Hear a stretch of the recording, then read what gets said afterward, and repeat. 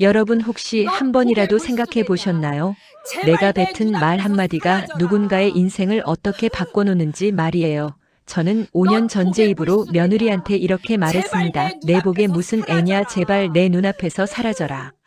그리고 5년이 지난 어느 날 시장 골목에서 폐지 수레를 끌고 가는 며느리를 봤습니다. 그런데 그 수레 옆에는 낡은 끈으로 연결된 유모차가 있었고 그 안에는 제가 평생 꿈도 못 꿀 새쌍둥이가 타고 있었습니다.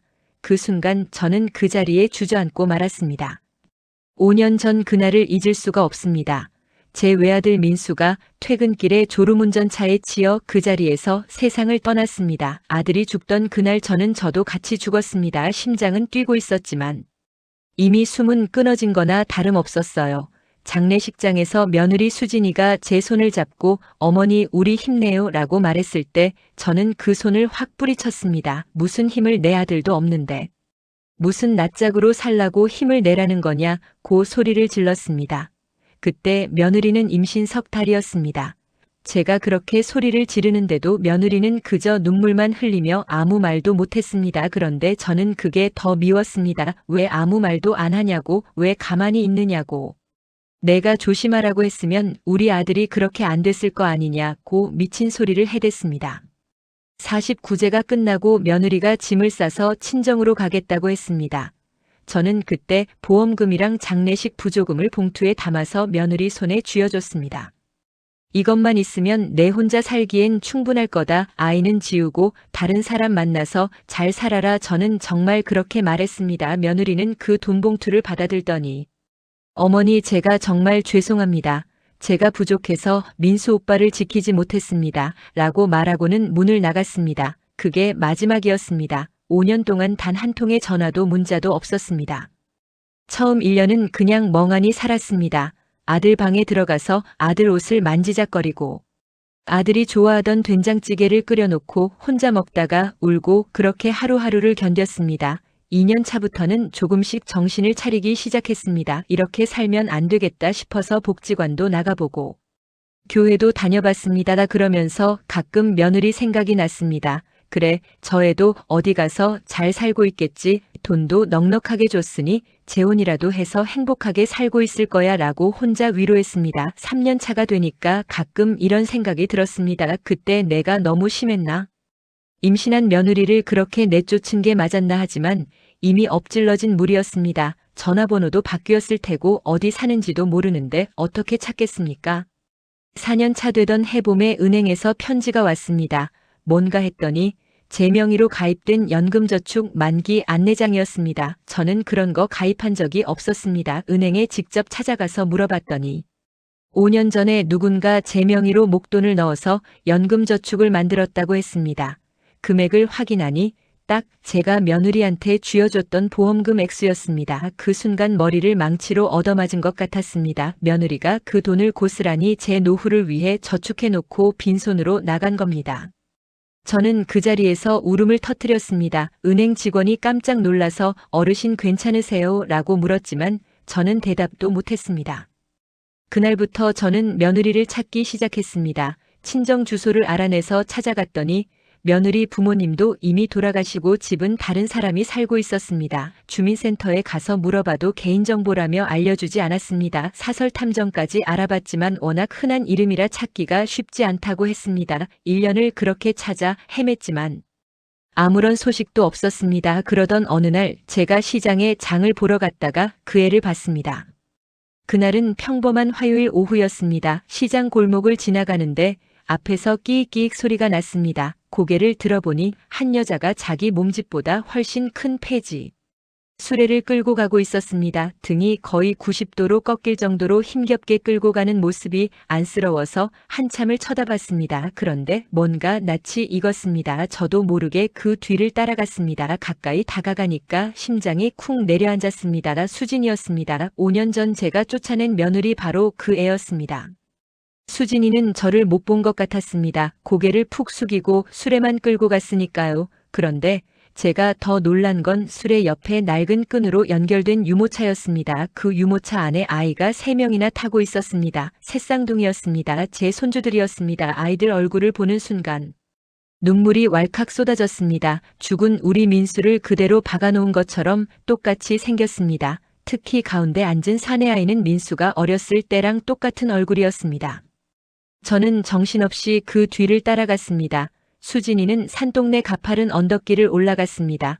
폐지 수레를 끌면서 유모차까지 밀고 가는데 중간에 몇 번이나 미끄러질 뻔했습니다. 아이들이 엄마 힘들어 괜찮아? 라고 물으면 수진이는 괜찮아. 우리 예쁜이들 엄마 안 힘들어? 라고 대답했습니다. 그 목소리가 너무 가늘고 떨려서 제 가슴이 찢어지는 것 같았습니다. 한참을 올라가니 낡은 연립주택이 나왔습니다. 그것도 반지하였습니다. 수진이가 수레를 세워두고 아이들 손을 잡고 계단을 내려가는 걸 보고 저도 숨죽이며 따라 내려갔습니다. 문 앞에서 수진이가 가방을 뒤지며 열쇠를 찾고 있을 때 아이 하나가 엄마 나 배고파 라고 말했습니다. 수진이가 알았어. 금방 밥 줄게. 조금만 기다려라고 하면서 문을 열었습니다. 저는 계단 모퉁이에 숨어서 그 모습을 지켜봤습니다. 문이 열리자 퀴퀴한 냄새가 올라왔습니다. 습기찬 곰팡이 냄새였습니다. 이런 곳에서 5해를 살았다니. 제 가슴에 못이 박히는 것 같았습니다. 문이 닫히고 나서도 저는 한참을 그 자리에 서 있었습니다. 안으로 들어갈 용기가 나지 않았습니다. 제가 무슨 낯짝으로 그 문을 두드리겠습니까? 한 10분쯤 지났을까요? 안에서 아이들 목소리가 들렸습니다.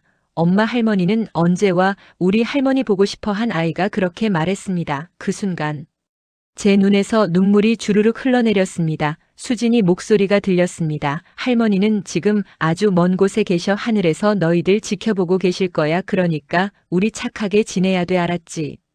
아이들이 응 알았어 엄마라고 대답했습니다.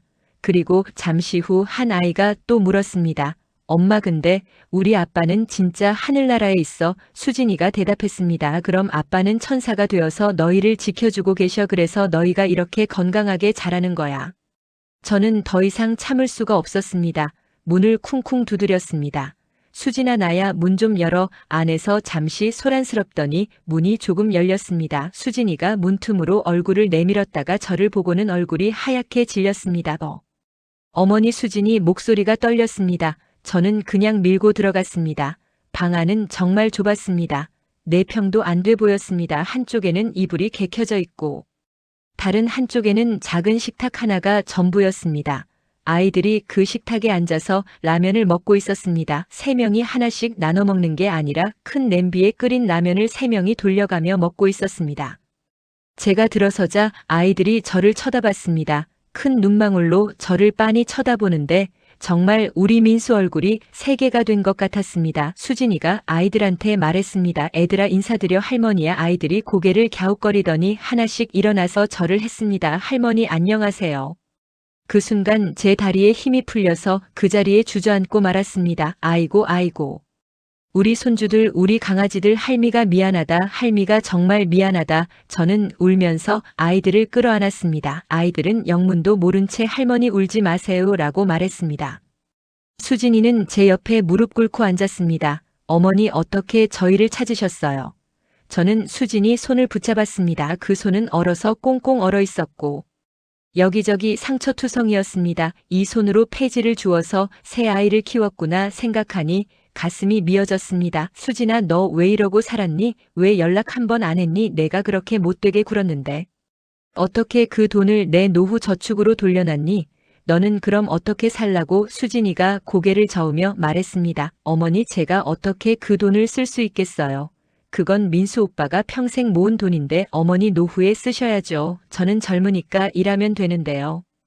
저는 수진이 말을 듣고 더 큰 소리로 울었습니다. 젊으면 뭐하니? 새 아이 키우면서 폐지나 주우며 이렇게 사는데 이게 사람 사는 거니? 수진이는 그저 웃기만 했습니다. 어머니 저 괜찮아요. 애들이 건강하게 자라주니까 그것만으로도 감사해요. 민수 오빠가 하늘에서 지켜주는 것 같아요. 제가 물었습니다. 그럼 애들 아빠 닮았다고 생각 안 드니? 힘들지 않니? 수진이가 아이들을 바라보며 말했습니다. 처음엔 힘들었어요. 얘들 볼 때마다 오빠 생각나서 울기만 했어요. 근데 지금은 오빠가 3명이 되어서 돌아온 것 같아요. 그래서 행복해요. 저는 그 말을 듣고 정신이 번쩍 들었습니다. 그래, 내가 뭐 하는 거야. 아들은 갔지만. 아들의 피를 이은 손주 셋이 여기 있잖아. 내가 지금 뭐 하는 거야? 저는 벌떡 일어나서 가방을 뒤졌습니다. 지갑을 꺼내서 있는 돈을 다 수진이 손에 쥐어줬습니다. 당장 애들 먹일 거 사와. 이거 가지고 마트 가서 고기도 사고 과일도 사고 애들 입힐 옷도 사. 내일 내가 다시 올게. 절대 이사 가면 안 돼. 알았지? 수진이가 어머니 이러시면 안 돼요 라고 했지만 저는 듣지 않았습니다. 그날 밤 집에 돌아와서 잠을 한숨도 못 잤습니다. 머릿속으로 온갖 생각이 다 들었습니다. 어떻게 하면 저 애들을 잘 키울 수 있을까? 집을 팔아야 하나? 어디로 이사를 가야 하나?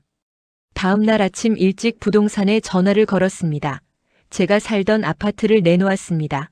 2주 만에 계약이 됐습니다. 그 돈으로 학교 근처에 방 3개짜리 빌라를 구했습니다. 수진이한테 전화를 했습니다. 수진아, 나 집 구했어. 애들 데리고 이사 와. 수진이는 처음엔 안 된다고 했습니다. 어머니, 저희가 어떻게 그러냐고 했습니다. 저는 단호하게 말했습니다. 너 안 오면 내가 거기로 들어갈 거야. 너네 그 좁은 데서 5명이 어떻게 사냐. 결국 수진이가 졌습니다. 이사하던 날 아이들이 새 집을 보고 와 하면서 뛰어다니는 걸 보니까 눈물이 났습니다. 우리 손주들 이제 따뜻한 방에서 자고 배불리 먹고 학교도 다니고 그렇게 크는 거구나 싶었습니다. 수진이한테 말했습니다. 수진아, 이제 폐지 줍지 마. 내가 애들 볼 테니까 너는 제대로 된 일자리 알아봐. 수진이가 울면서 고맙습니다. 어머니라고 말했습니다. 저는 수진이 손을 꽉 잡았습니다. 내가 고맙다. 너 같은 며느리 어디 있니? 나 같은 시어머니한테 이렇게까지 해주는 며느리가 어디 있어? 그렇게 6개월이 지났습니다. 아이들은 어린이집에 다니고 수진이는 근처 마트에 취직했습니다. 저는 아침마다 아이들 밥 먹이고 어린이집 보내고 저녁엔 수진이랑 같이 저녁 준비하고 그렇게 살고 있습니다. 어제는 큰 손주가 그림을 그려왔습니다. 제목이 우리 가족이었습니다. 할머니, 엄마. 그리고 새 아이가 손을 잡고 있는 그림이었습니다. 그 그림을 보고 또 울었습니다. 행복해서 우는 눈물이었습니다. 여러분, 저는 5년 전 제 입으로 며느리를 저주했습니다. 내 복에 무슨 애냐고 했습니다. 그런데 그 며느리는 새쌍둥이를 낳아서 혼자 키웠습니다. 제가 준 돈 한 푼 안 쓰고 저한테 다시 돌려주고 빈손으로 나가서 폐지를 주우며 아이들을 키웠습니다. 저는 그런 며느리를 5년 만에 다시 만났습니다. 이게 우연일까요? 아닙니다. 이건 하늘이 준 기회입니다. 제 아들 민수가 하늘에서 보내준 마지막 선물입니다. 며느리와 새쌍둥이 손주들 말입니다. 지금 이 글을 듣고 계신 분 중에 혹시 가족과 다투고 연락을 끊고 사시는 분 계신가요? 자식과의 사이가 안 좋으신 분 계신가요? 며느리나 사위와 사이가 안 좋으신 분 계신가요? 제발 먼저 연락하세요. 먼저 손 내미세요. 자존심 같은 건 아무것도 아닙니다. 가족보다 소중한 건 없습니다. 돈보다 소중한 건 가족입니다. 제가 그걸 너무 늦게 깨달았습니다. 여러분은 저처럼 5년을 허비하지 마세요.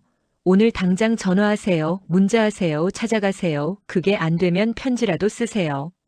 저는 지금 행복합니다. 매일 아침 손주들 얼굴 보는 게 행복합니다.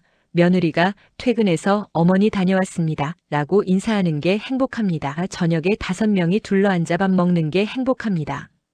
아이들이 할머니 사랑해요 라고 말하는 게 행복합니다. 이 행복을 5년 전에 알았더라면 얼마나 좋았을까요? 하지만 후회해도 소용없습니다. 지금부터라도 잘하면 됩니다. 제게 남은 시간 동안 며느리한테 잘하고 손주들 잘 키우면 됩니다. 그게 제가 죽은 아들한테 할 수 있는 마지막 효도라고 생각합니다. 여러분, 가족은 언제나 돌아올 수 있습니다. 아무리 멀리 떨어져 있어도, 아무리 오랜 시간이 지나도 진심은 통합니다. 저는 그걸 배웠습니다. 며느리 수진이가 가르쳐줬습니다. 원망하지 않고 용서하고 기다려주는 것. 그게 진짜 사랑이라는 걸 배웠습니다. 이제 저도 그렇게 살겠습니다. 남은 인생 며느리한테 고마워하고 손주들한테 사랑 주고 그렇게 살다가 가겠습니다. 그게 제 소원입니다. 오늘 이 이야기를 들어주신 모든 분들께 감사드립니다. 혹시 지금 누군가와 연락이 끊겨 있다면 오늘 당장 연락해보세요. 늦었다고 생각할 때가 가장 빠를 때입니다. 저처럼 5년을 허비하지 마시고 오늘 바로 시작하세요.